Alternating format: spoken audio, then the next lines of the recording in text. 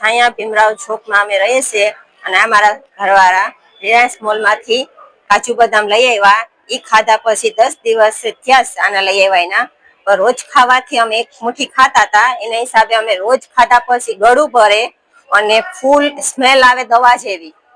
અને અત્યારે ડોક્ટર સાહેબ ને બતાવ્યું તો એને પણ એમ કીધું કે આ ખાધા પછી એવી શક્યતા બની શકે કે આમાં હોય એવી વિટામિન ને એવા હોય આમાં દવાના કે તમે આને 8-10 કલાક પલાળીને ખાવ ને તો કદાચ કઈ ન થાય, બાકી આ ખાવાથી એવું થાય શક્યતા બની શકે બીમારી પડો તમે.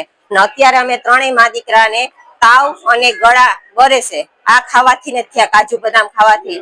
ભાવસીજી હોસ્પિટલમાં અમે સારવાર માટે ડોક્ટરની સલાહ લેવા આવ્યા. એ લીધા ત્યારે રિલાયન્સ મોલમાંથી લીધા અને રોકડે પૈસેથી લીધા અમે. સ્મેલ આની હાવ ખરાબ જ આવે, દવા જેવી સ્મેલ આવે ખાધા પછી ગળા ભરે એકદમ ના. અને આપણે એમ થાય કે આ ખાધું ના હોય ને તો સારું હોત એવી હાવ આમ શરીરની કમજોરી આવી જાય ખાધા પછી.